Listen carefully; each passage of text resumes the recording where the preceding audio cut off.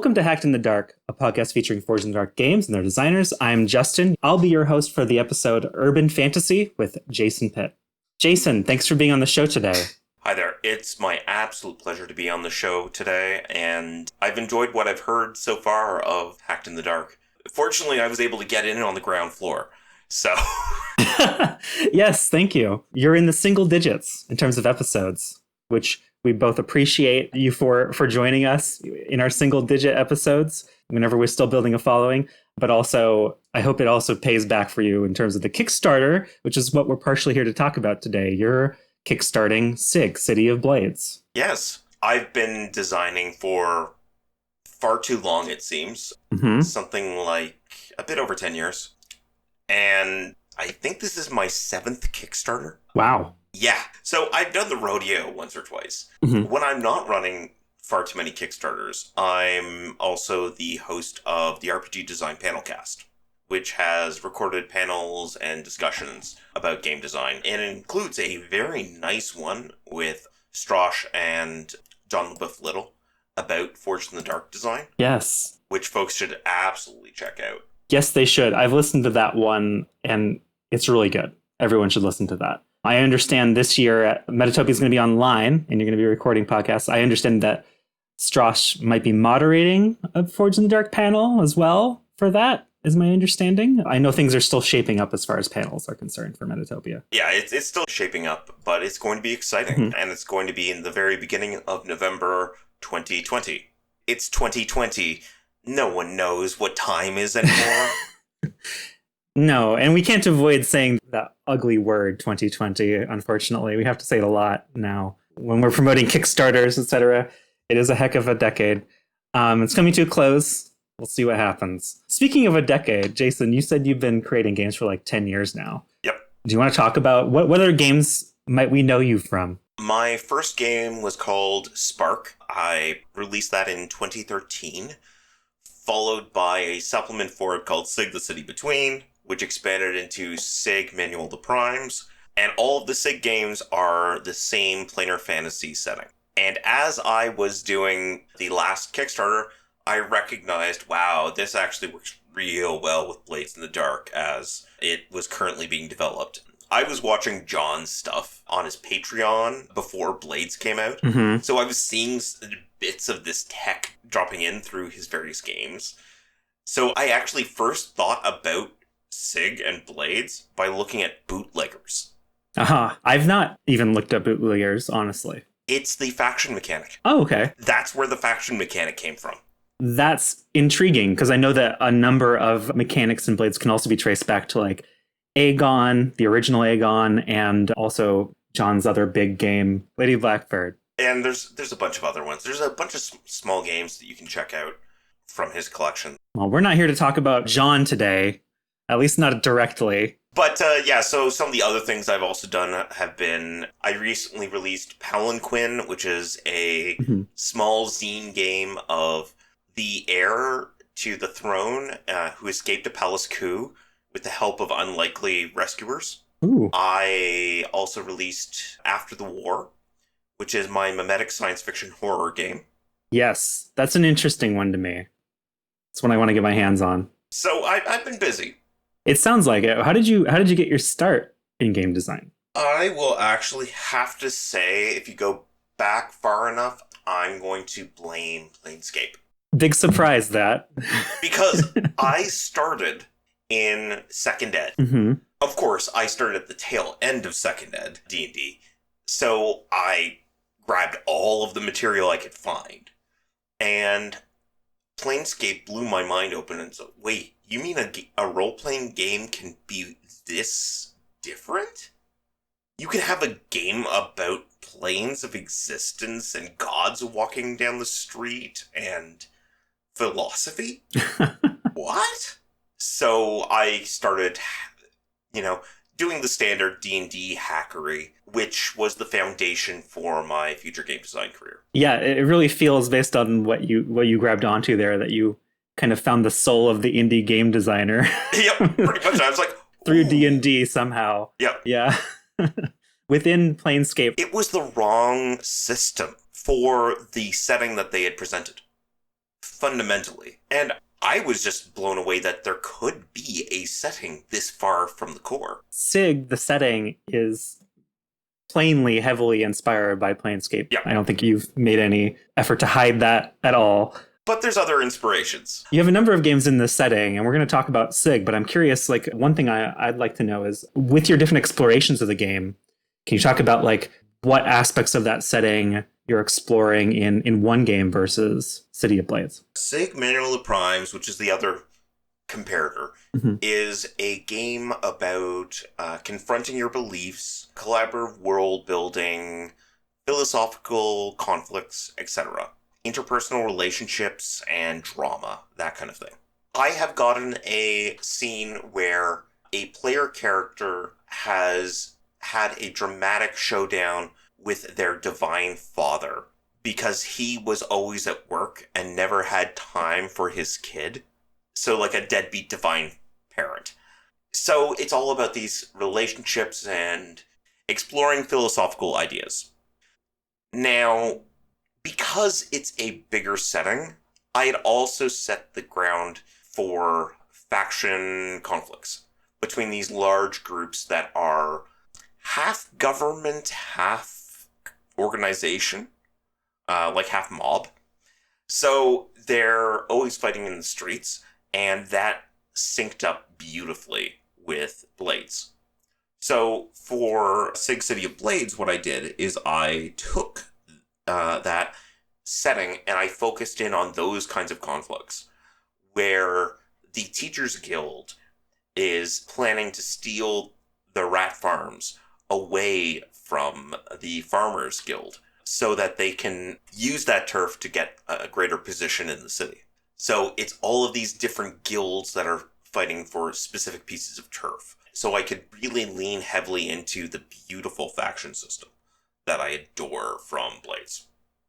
So that's why I wanted to go in that direction, so that I could be exploring those kinds of factional conflicts and issues of sort of balkanization, as opposed to Manual of the Primes, which is touchy-feely philosophy.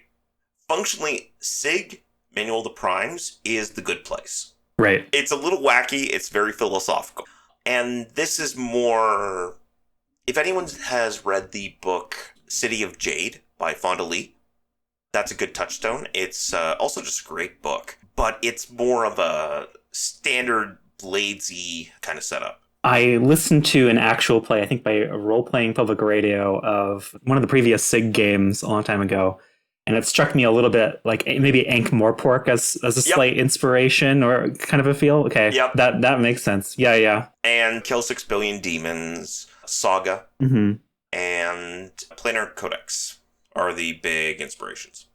That does seem like a natural fit for Blades, right? Because Blades is it's an urban fantasy game. You're in a rich environment that is nonetheless, cramped and contained, and there's all kinds of forces at play. In Blades, it's largely just the factions, but I can see in SIG it's not only the factions but these elemental forces, too, that are hanging over everyone. How does that affect the world?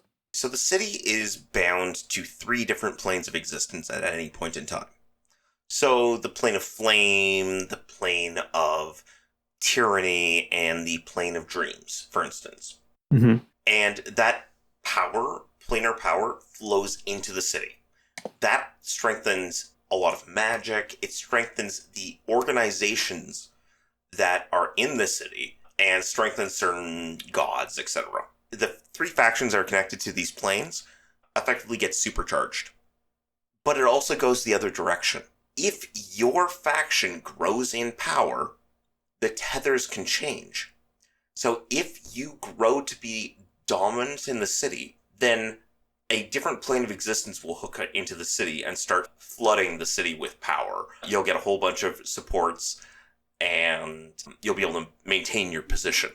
So you're functionally changing how the city is connected to the multiverse by growing in temporal power. It sounds like almost a kind of cosmic bounce that's happening between the factions and these bigger forces, these universal forces. Exactly. That's really cool. There have been a number of urban fantasy games that have popped up in popularity in the indie scene over the last few years, Blades being one of the prime examples. But we've also had the Spire come up into prominence recently, which a lot of people really love.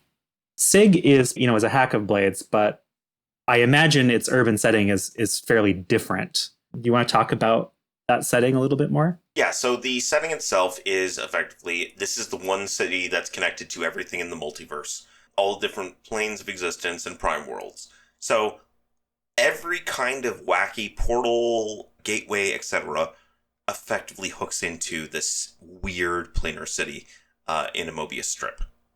Which means that you get a constant influx of new ideas, new powers, random gods showing up.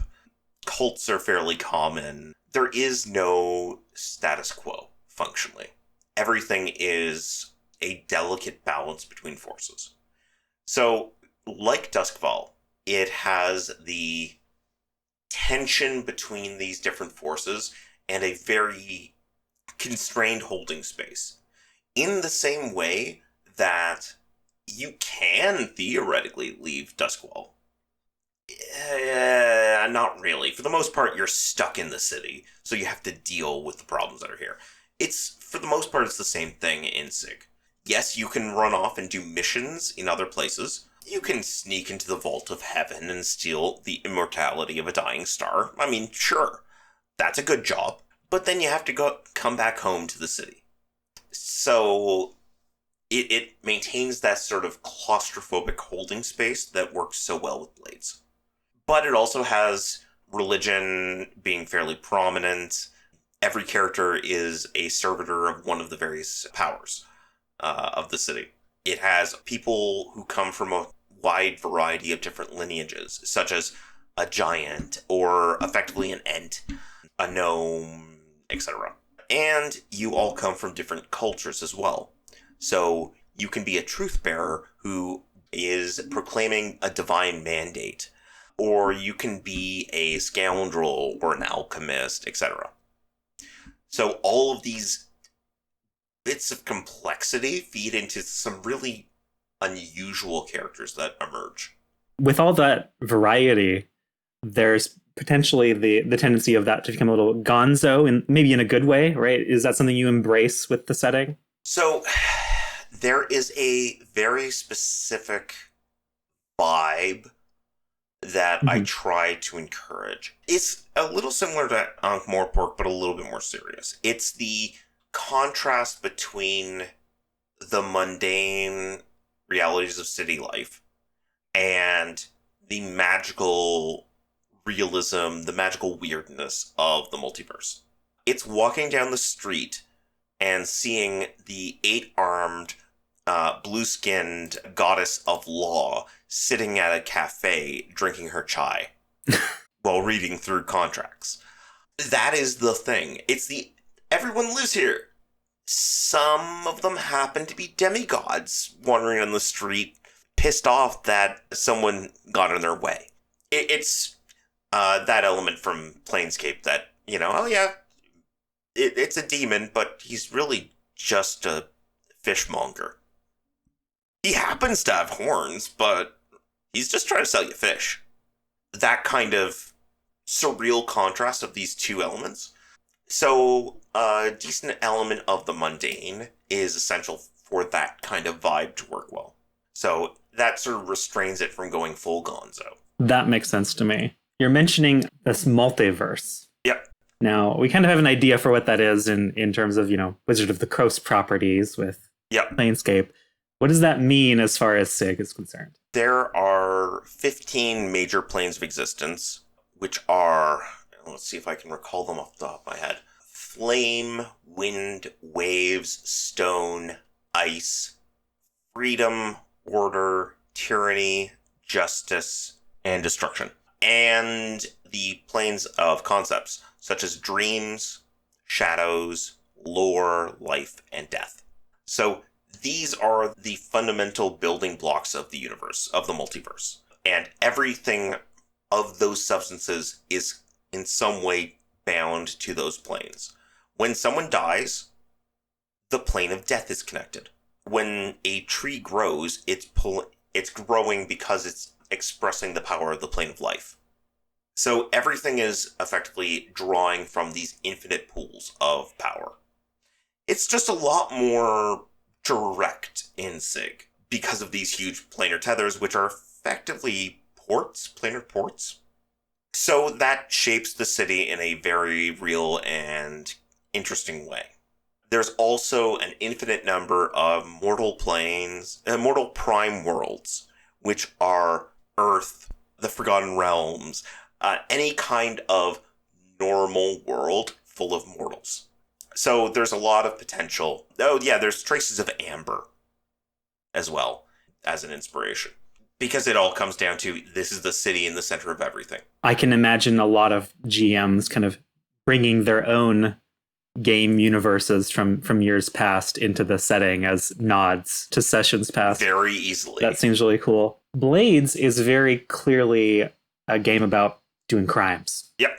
And I could see SIG being similar, but is it? It's the City of Blades in this edition. Yep. What does that mean? What are players doing? The key contrast in terms of the situation of play is, in Duskfall, the Bluecoats run things. There is a policing service. People do get arrested and taken to Ironhook Prison. There is no central government in SIG. There used to be, but the Silent Regent got deposed about 20 years ago. So now it's just anarchy. There's a group called the Enforcers they're libertarian thugs and private security, effectively. But that's about it. So you're not worrying about the police coming in and arresting you for your crimes. Instead, it's you have pissed off the wrong gang. You have angered the wrong person in the wrong guild. So now they're going to come after you with rather sharp and pointy sticks and get their revenge. So it's more of a faction war, sort of mob warfare, instead of we're committing crimes against the state. So that's sort of the big conceptual shift in terms of the setting. But beyond that, you're mostly just trying to seize territory, get rich, and earn infamy. I'll get into all the details on that bit. I've made a whole bunch of little and moderate-sized mechanical changes to Blades to fit the setting. Mm-hmm. One of which is I merge reputation and heat into infamy. So the more infamy you have, the more fallout you'll get. The more likely you'll get fallout, and the more fallout you'll get at the end of every mission. Functionally, you make a resistance roll with the number of empty fallout boxes you have on your track. Oh. And instead of getting stress, you get bad things that happen.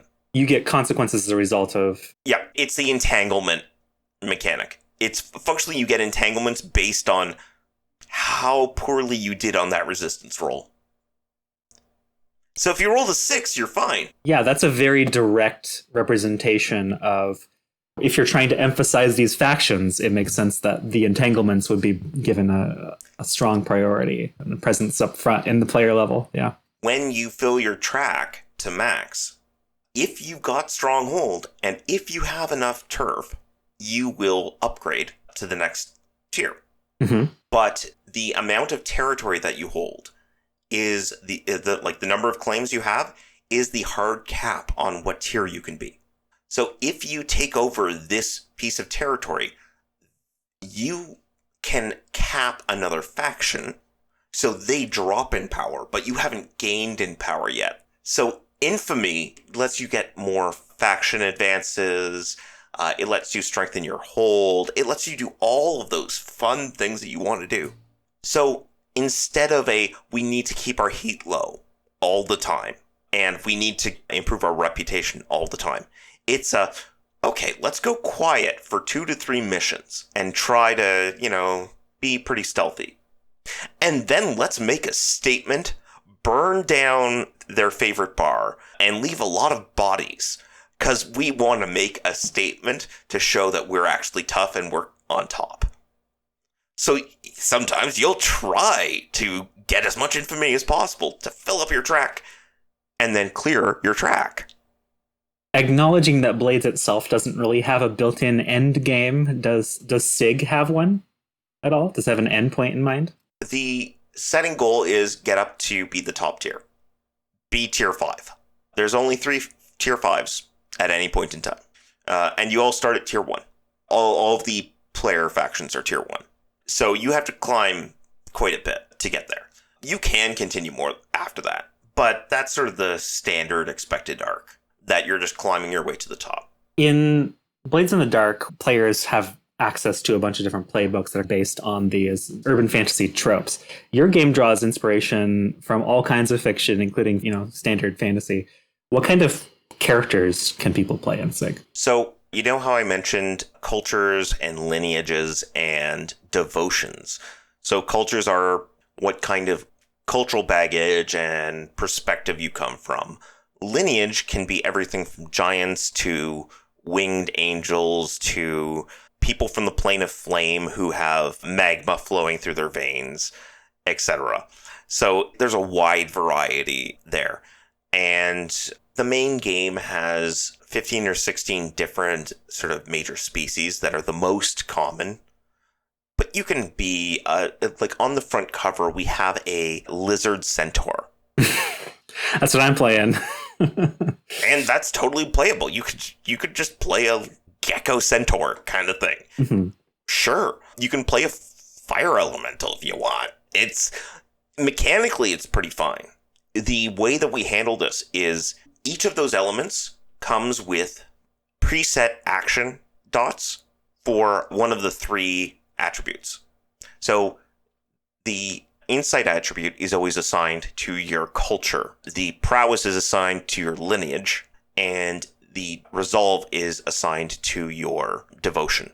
So you build your character out of these 3 components, and they give you your initial action dots, and they also give you a set of advances that you can use, that you can choose to gain. So that's how you get your list of potential advances. And it also gives you effectively drives, which are motivators that are filling the same role as vices. So that's sort of how these bits come together to build interesting and diverse characters. But you can easily make your own using that same formula. I've seen some Forged in the Dark games that have modular playbooks before. We just interviewed Erica Brinkwood, and they have a kind of modular system as well. I've not seen one quite as intricate as what you put forth for, potentially quickly constructing a complete character with the forethought of the different attributes and such like that, assigning points to those based on what you choose. That's pretty cool. I like that. And it does have kind of a more traditional fantasy game feel to it while still being very true to Blades, mix and match. And it has expandability, which is the key thing. I could have easily put in double the amount of stuff. Yeah. It just would have been exhausting. But I could have easily put in here's another 20 different lineages you can come from. And here, have another half dozen gods. Sure. How do you handle things like special abilities with that kind of piecemeal style? Is it just, they're just in the book and you have to enter them as you take them, or? What I do is I'm actually using a layered PDF. So you toggle on, this is going to be the culture I toggle on. This is going to be the lineage I toggle on. And then this is the devotion I toggle on. And then it just shows up on the character sheet that way. Wow. That's something I have not yet to master as a game designer. PDF stuff like that. The other thing is you can just literally print off all the character sheets, cut them, and there you go. I'll take this piece and this piece and this piece. We're done. So we've learned a little bit about SIG. I'm noticing that a lot of your games, if they're not dealing with urban fantasy, they're dealing with science fiction, human, loosely interpreted, based science fiction, focusing characters and stuff like that. Yeah. Is there something about the human element to you in terms of urban fantasy that's attractive? I find that at the heart of things, human relationships and human analog relationships are fundamental to a compelling role-playing experience. And they're also key tools necessary for a GM to be able to interact with players, to have actual characters in place, NPCs, as an interface point. So I find that the urban fantasy and settlement-based gameplay, where it's, here's a tightly knit community, means that you're able to set up these characters to connect all of the PCs together and have some kind of dramatic foil that they can work against. So that I find that the genre does a really good job of setting up melodrama and narrative drama. I mean, a beautiful example of this is actually in Core Blades, where a certain prostitute also happens to be a body-hopping specter. Yes. That is the kind of thing I want everywhere. Because I like that kind of complexity of character. Yes. Where people are connected to each other that way. Yeah, that's a tactic I encourage people to copy. Definitely include the same character multiple times on different character sheets. Yep. Under your friends and rivals list and elsewhere. No, that's really cool. And I think I can see that in your focus on factions and culture. Personally, that's something that's really attractive to me about Blades and about SIG as well, is the idea of having the opportunity to interact with these different and distinct cultural identities, motivations, and aesthetics as well, which is something that you really get in urban fantasy that you maybe only get a taste of in other kinds of fantasy role playing. We know how much the modern D&D player loves all of the diverse arrangement of fantasy races and such. I wouldn't be surprised to see in SIG if a lot of people still playing tieflings and such. There's no formal tiefling, but yeah. But you can't stop them. That's what I'm trying to say. Yeah. And you don't try to. No. Expect it is what I'm saying. You can't stop the tieflings. Oh yeah, absolutely. Coming in. I've seen people try and play tieflings and blades, and I encourage it. But I love the idea that here we get, with urban fantasy, we have the opportunity to actually flesh out what does it mean to be a tiefling, and that can be part of our story, as exploring that, as opposed to just an assumption about your race or what have you, or your species. It becomes a whole cultural identity that you maybe have to wrestle with in a close-knit city like that. Exactly, and you can also have family relationships where, hey, my brother's working for the opposite faction. Yes. We snuck in, and I met my ex-husband, who is patrolling. Mm-hmm. And I'm supposed to kill him to make an example, but I'm fairly certain the child that we have shared custody over might complain about this. That's a consequence. That's a fun consequence. I wish that was more common to see those kinds of relationships chosen by players. I know in Mothlight, my own Fortune Dark game, I'm trying to focus hey, you have a family, most likely. It's not a very large, it's a small society that you live in. You probably know most everyone. That can be hard though. Do you have any solutions for me? How do I encourage that kind of familial role play? Something that I did in SIG Manual of Primes, which I found particularly fun, was that game also has characters with multiple origins, different factions, different heritages, and devotions. And what you do is you take one of these bits and apply it to the shared NPC you have with the person on your left, and then take another bit and apply it to the shared NPC you have with the person on your right. So if I'm a waterborn, then maybe I share this waterborn with the person on my right, which means that actually that's my little sister. But my little sister is also an apprentice for the League of Exterminators, which is the under that other PC, who's the mentor. So you get those kinds of relationships where NPCs are tying the characters together, so that that's how you know each other functionally, through these intersecting NPCs. And I found that does a great job of setting up those kinds of fun situations. In City of Blades, what I actually do is every faction has 4 contacts. Now, these are all NPCs that are useful and important to your faction. Pick one of the NPCs that you have a positive relationship with. Pick one you have a negative relationship with. go. So each person has to have one positive and one negative relationship with these same 4 characters. So you get to set up these relationships in a really claustrophobic and small town kind of feel. Right. You're setting up some friction Exactly. in your party friction, which is beautiful. I love that kind of role play, personally. Especially because they're all important to your broader faction. So you may hate them, but you kind of need them. So your faction, if I understand in this game, is like your crew in Blade. So everyone is ostensibly part of the same faction whenever you start. Yes. Functionally, you are playing the cohort for the faction. Oh. Your crew is Yeah. the group of specialists that are the special operatives elite team representing your faction. Which is not you. So you are playing... So, for instance, the Herald's Guild, which does, like, the mail, normally, they have a group called the Daughters of the Raven. So if you play, your crew will be the Daughters of the Raven.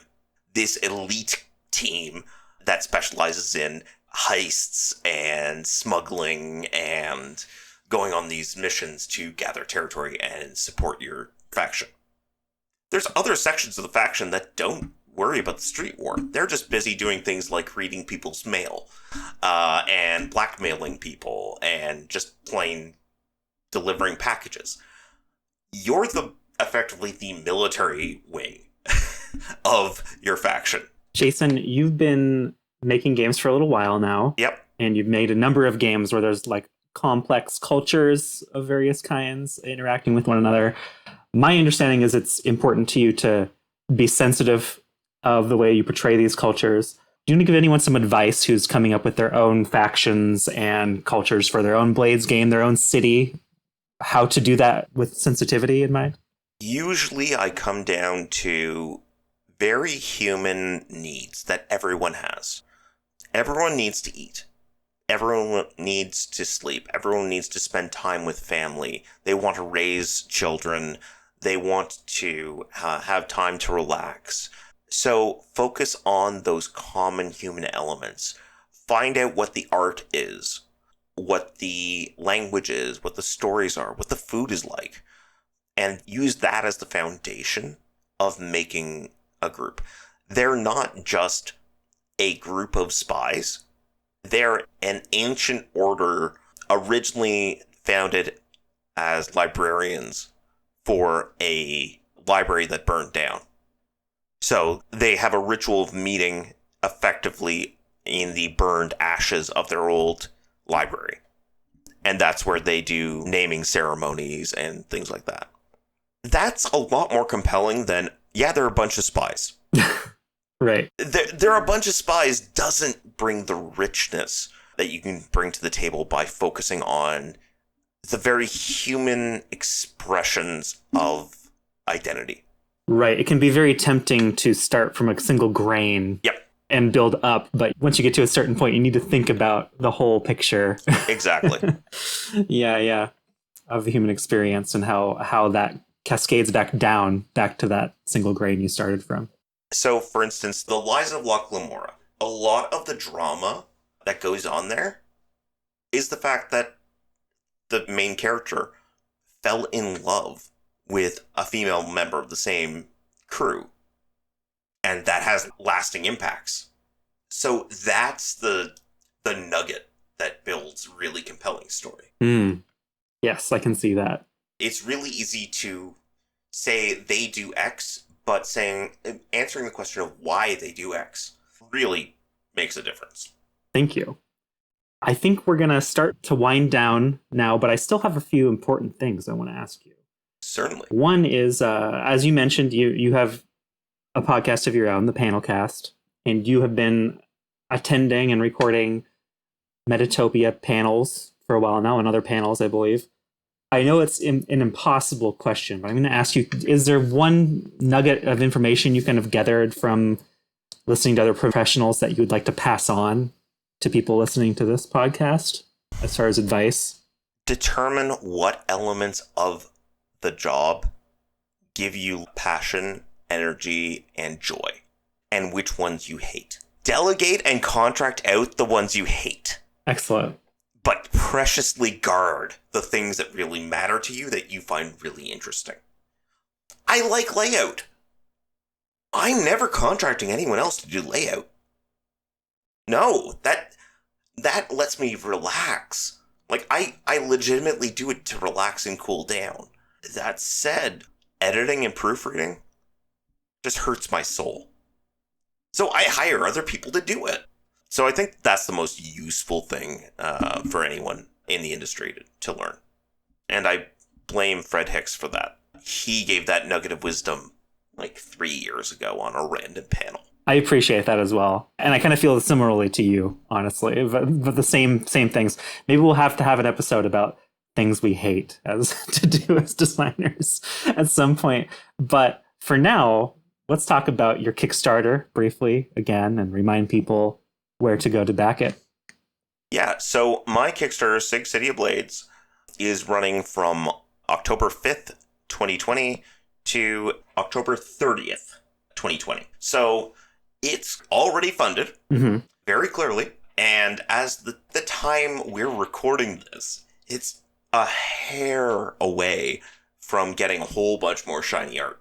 We're hitting stretch goals that let us do things like an offset print run, additional missions from Quinn Murphy, maybe even an actual play from Jeff Stormer, some more crews to play, etc. So it's going to be pretty impressive. And hopefully you folks will be able to join and check us out.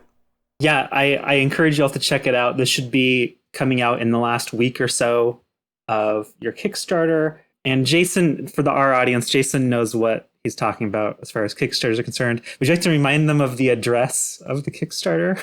Yes. So the Kickstarter is at kickstarter.games. See what I'm talking about? www.kickstarter.games. Yes, that's just Jason's Kickstarter address. It's I don't know if you could ask for a better one. Thank you, Jason, for joining us to talk about Sig City of Blades. I'm excited to learn more about it over the coming month, and you should all get on that to be able to receive the beautiful book once it's all done. Once again, I'm Justin, your host, running solo. I would like to plug Unusual Suspects Jam, which is over as of this recording, but once you hear this episode, you should be able to go and find the jam on itch. It's done, and we have added 100+ new playbooks, crews, and supplements to Blades in the Dark and other Forged in the Dark games, many of which are more than worth checking out and maybe even tossing a tip the way of the creators. Please check them out. I'm a fan of way too many. We're probably going to have an episode all about that.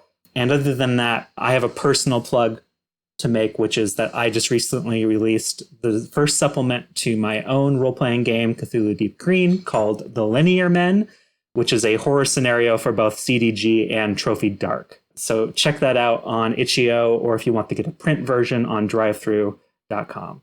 Thank you all for coming today. I'd like to remind you all that we all start out as hacks in the dark. Enjoy.